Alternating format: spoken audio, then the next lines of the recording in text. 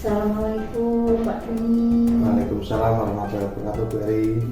Sehat Pak Doni? Alhamdulillah sehat, Ibu.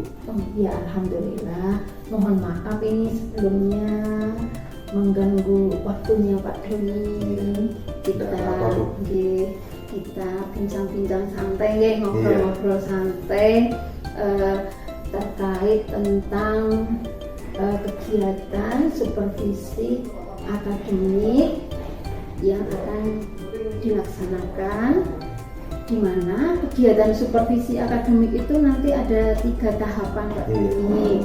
Yang pertama kegiatan pra-observasi, kemudian kegiatan observasi yaitu kunjungan di kelas, kemudian kegiatan pasca observasi. Nah ini kita berada di tahap yang pertama Pak Doni, yaitu kegiatan pra-observasi. Kita bincang-bincang santai mawon nggih Pak Doni ya. Nggih. Ya.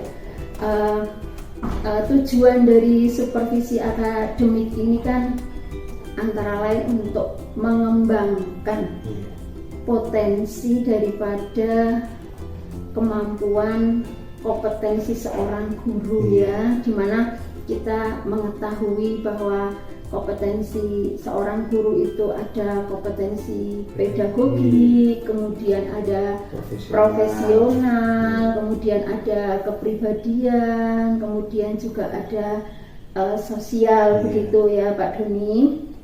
Nah ini saya akan menyampaikan dari tahapan ini bahwa nantinya diharapkan dengan kegiatan ini bisa bisa membantu mengembangkan potensi yang sebagai guru pada Pak Doni Pak Doni ya.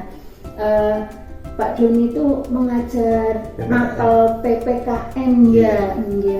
Kelas berapa Pak Doni? Kelas 9. Oh, kelas 9. Iya. Nah, ini kan Pak Doni akan melaksanakan proses pelaksanaan pembelajaran ya Pak Doni ya. Iya, kalau boleh saya tahu untuk tujuan pembelajaran dari yang akan dilaksanakan Pak Doni itu apa? Tujuan pembelajarannya yang pertama siswa mampu mengetahui, yang kedua siswa mampu menganalisis, terus yang ketiga siswa mampu menerapkan. Menerapkan tentang keberagaman masyarakat dalam suku, agama, ras dan golongan dalam bingkai Bhinneka Tunggal Ika. Yang akan saya tekankan pada kali ini, pembelajaran kali ini adalah siswa mampu menerapkan menerapkan keberagaman masyarakat Indonesia. Kan itu banyak sekali Bu. Iya. Yang pertama keberagaman agama, keberagaman suku, ras dan golongan. Nah itu yang saya akan terapkan di situ. Oh iya. Kurang lebih seperti apa nanti yang kaitannya dengan menerapkan itu Pak Doni? Sebelum diterapkan kan saya akan menganalisis dulu. Oh iya. Jadi menerapkan itu setelah menganalisis. Jadi menganalisis keberagaman yang ada di lingkungan sekolah dulu. Oh iya. Menganalisis keberagaman. Jadi di sekolah kita itu kan ada kebetulan sukunya berbeda juga ada Bu. Iya. Terus agamanya juga ada yang berbeda. Iya. Jadi nanti walaupun keberagaman itu terjadi, diharapkan sesuai dengan sekolah kita tidak ada yang namanya pembulian Bu. Oh iya. Sementara itu kan sekolah kita kan sering ada terjadi pembulian Bu. Iya.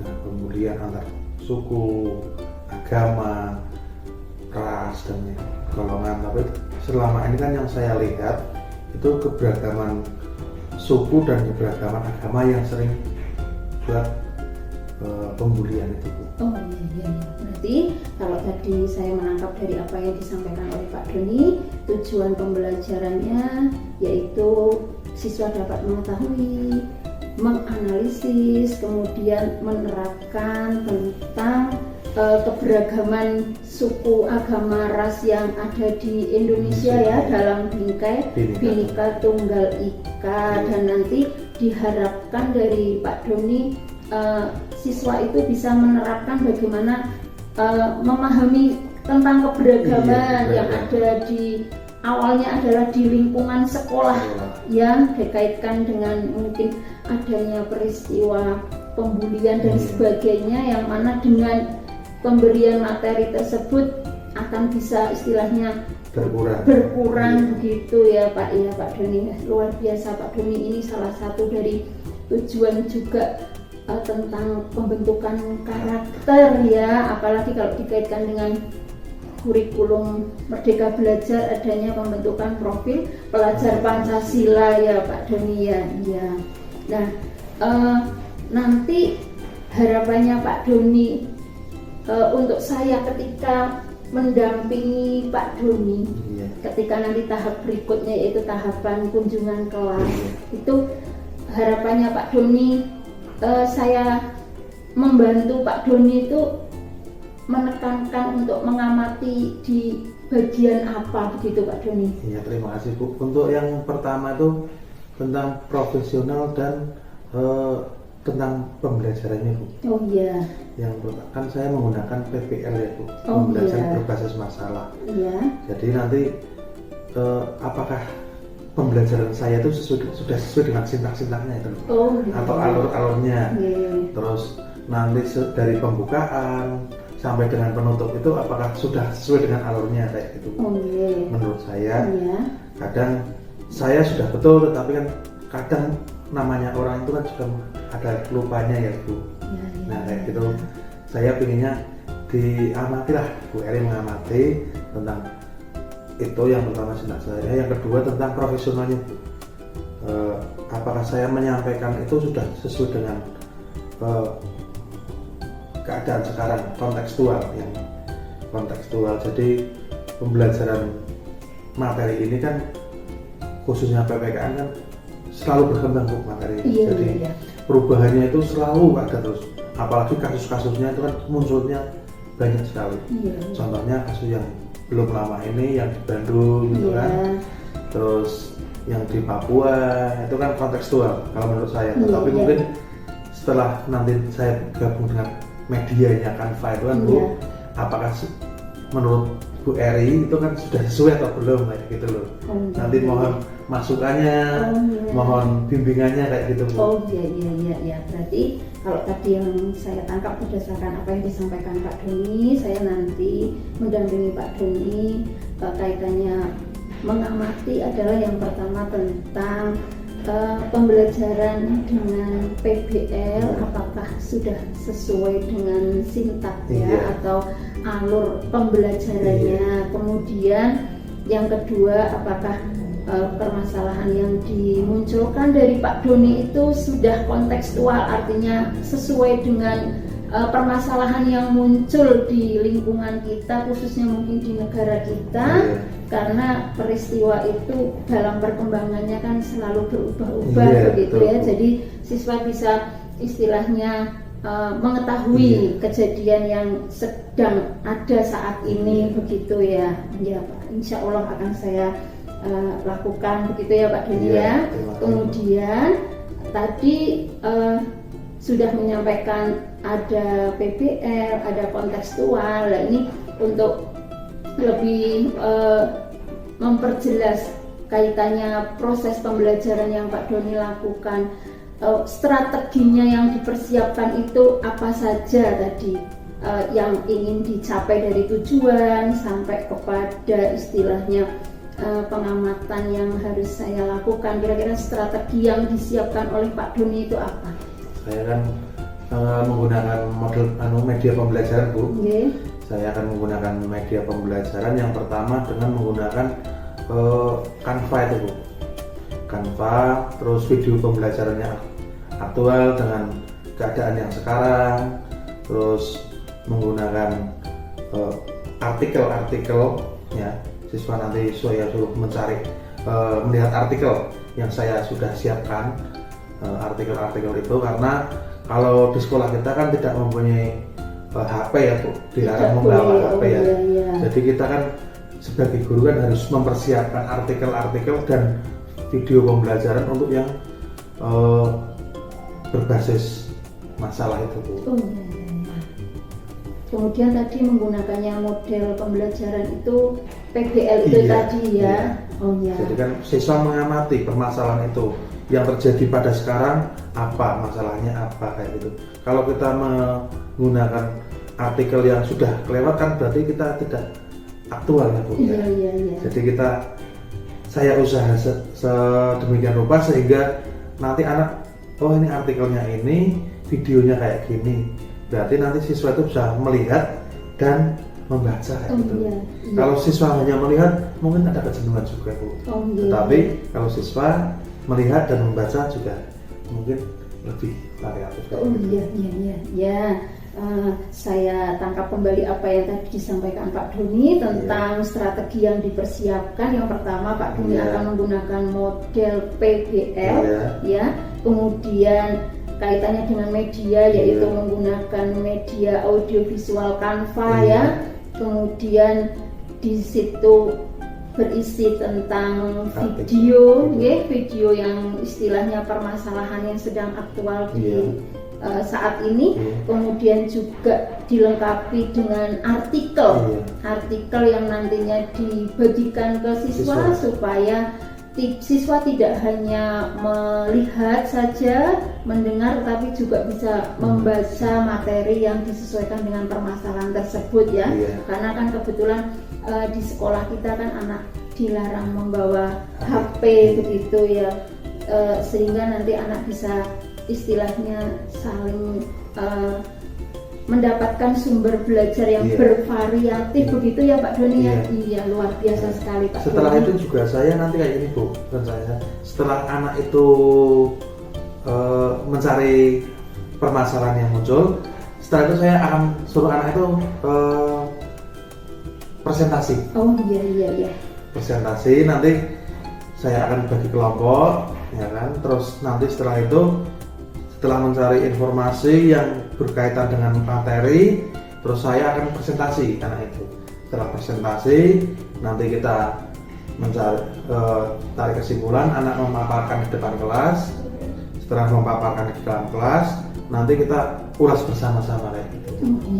Iya. Berarti tadi melanjutkan apa yang disampaikan Pak Doni, ketika anak sudah melakukan diskusi juga nantinya ada kegiatan presentasi ya, sehingga dari setiap kelompok nanti ada kesimpulan dan anak bisa saling melengkapi begitu apa yang disampaikan dari masing-masing kelompok ya, sehingga mendapatkan semacam satu pemahaman begitu ya Pak Doni ya.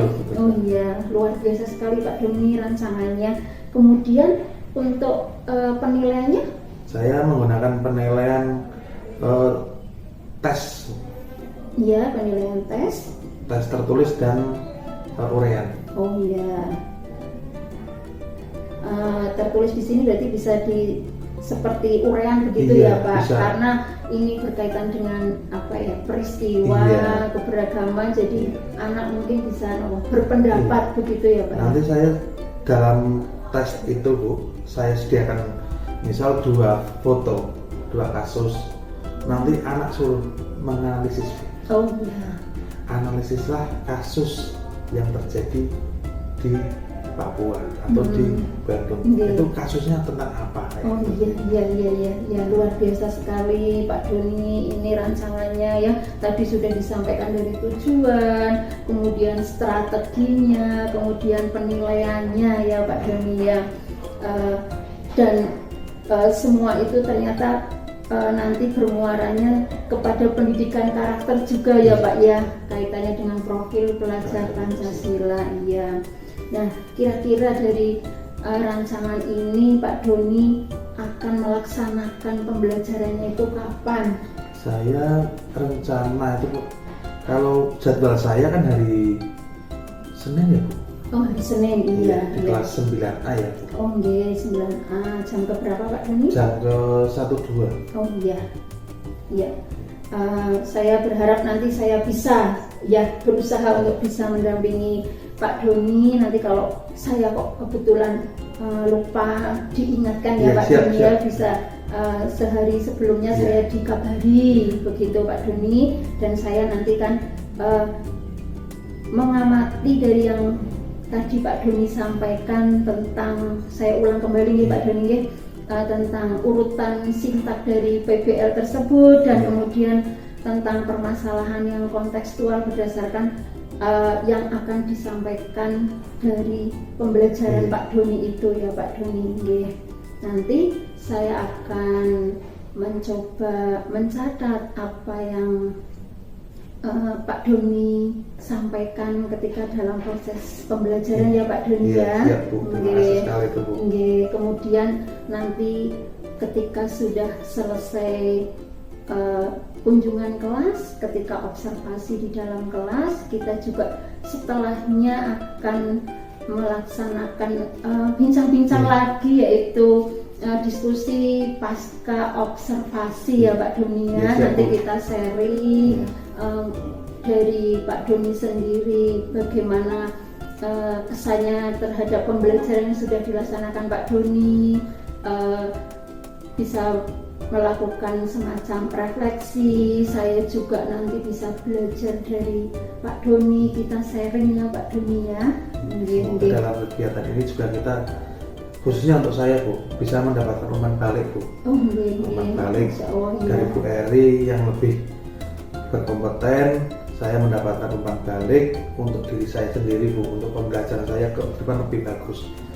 Juga tidak monoton Bu, hanya karena selama ini juga seringnya kan menggunakan medianya kan hanya itu saja Bu. Jadi untuk refleksi lah diri saya Bu, jadi kedepannya lebih bagus kayak gitu. Iya, sama-sama Pak Doni, nanti saya juga bisa belajar dengan Pak Doni juga, kita bisa saling sharing ya Pak Doni ya, saling memberikan masukan untuk perbaikan pembelajaran kita sebagai guru ya Pak ya.